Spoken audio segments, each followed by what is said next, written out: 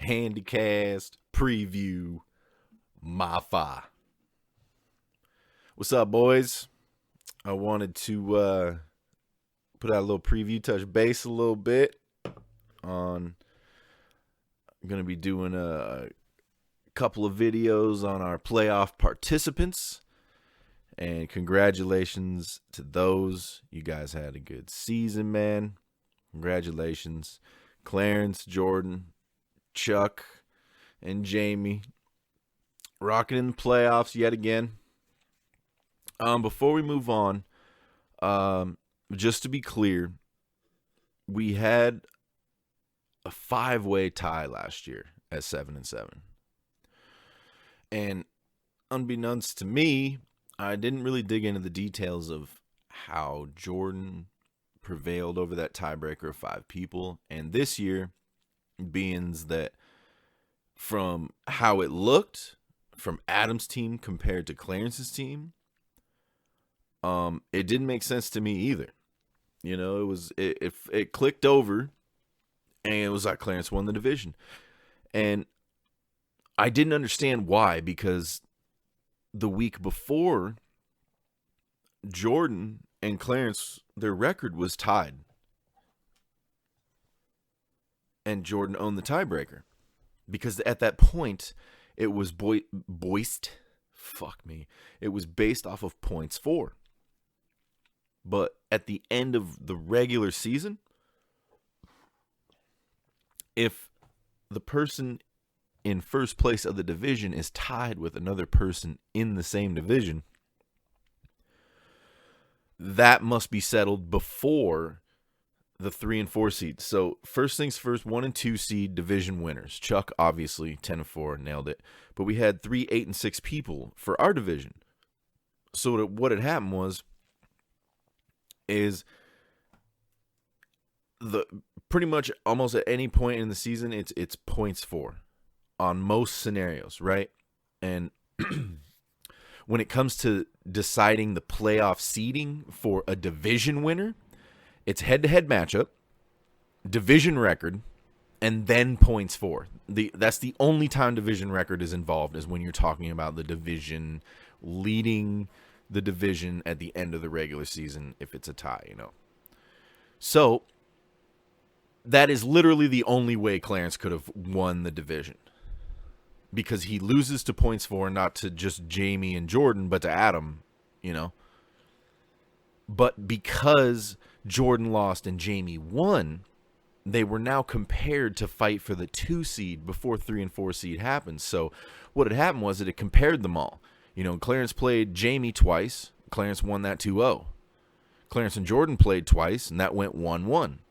So that goes to a points for matchup, which Jordan wins. He has more points than Clarence. But in this one situation at the end of the regular season to determine a division leader, division record comes into play before points for does. And since Clarence was 6-2 to Jordan's 4-4, Clarence sneaks in the division win, and now the 1 and 2 seed are in place.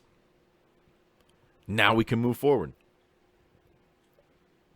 So now, in order to determine the 3 and 4 seeds, it's head-to-head matchup, okay? And this is where it got confusing, especially on Adam's part. Was Adam beat Jordan 1-0. He spanked him down. But Jordan, who won 1 with Clarence, also won 1 with Jamie. 1-1. So this is how ESPN rules go. You have to play a minimum of 2 games for the head-to-head matchup to come into play. Therefore, a minimum of 2 games, meaning you have to 2-0 somebody to own the head-to-head record against them, or everything else is based off of points for. So in our league, not only do you play everyone in your division twice, but you play the other division one time, each of them one time, but one person from the other division you play twice a year. Okay? So unless you play a person twice, it is all based off of points for. So I just wanted to be very clear that that's how it works. for ESPN as far as the head-to-head goes. Now, I know it's labeled head-to-head, but as far as the ESPN rules go, if you do not play more than one game against each other, it will automatically go straight for points for. So keep that in mind going forward. Keep that in mind next season when these tiebreakers are a little more clear, and I guess I could have done more to keep you informed, but I wanted to, because when it clicked over and Clarence won and Adam was like, this doesn't make any sense. It also didn't make any sense to me because Adam not only owned Clarence 2-0, but he had more points for than Clarence, but he also played Jordan once and 1-0 Jordan. So Adam's thinking, oh, I won the head-to-head matchup, and that was where the miscommunication came in. Okay, if you do not play your opponent more than one time, it is not considered head-to-head as far as ESPN standards are concerned. Now, going forward in the offseason for the agenda, I am more than willing to discuss the option of going, you know what, playing them once and beating them once is enough. I also get ESPN side where they're going, what if somebody's on a bye week and the other guy's not? Is it fair to say that the head-to-head matchup is clearly claimed on a 1-0, where if you had played again, it might have been different? So I see both sides. I'm down for whatever. Like I said, I'll play whatever the fuck. But I just wanted to be clear that at the end of the season, it's tough with multiple team seeding, right? But it all comes down to points for. The division leader comes down to division record if the head-to-head matchup is inconclusive. So Clarence beating Jamie 2-0. Obviously, Jamie can't win the division with Clarence and him tied. Jordan and Clarence went 1-1. So instead of it going to the initial points for, because it's the division, it went to division record. Clarence at 6-2, Jordan at 4-4, and that is how Clarence won the division. So therefore, when the 3 and 4 seeds came in, Adam's team was then compared to Jamie and Jordan's team, and they both have more points for than Adam.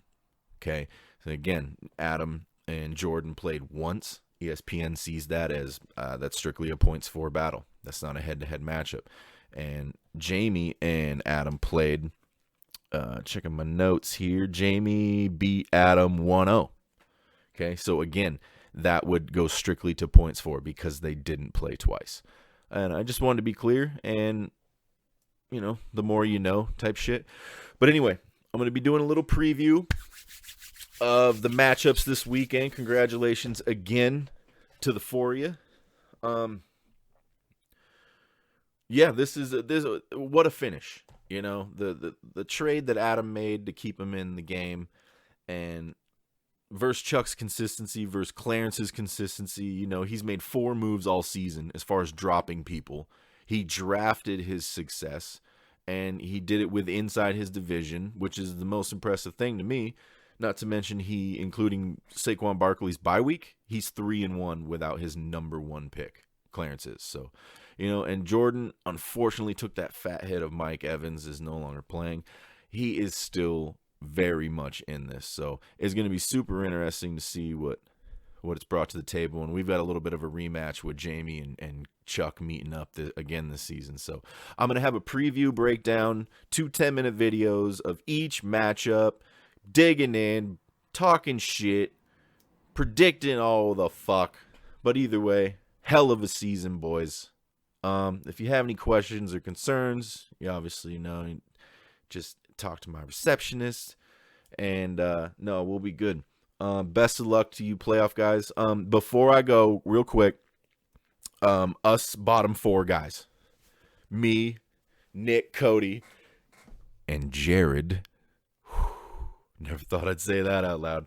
The 4 of us are bottom tier. Adam and Jerry, I don't think they could go in the lake even if they lost both games. So if you 4 are interested in playing for the lake, basically what it'll come down to is the first one to lose 2 games is going in the lake. But whoever gets 10th place is going in the lake in February.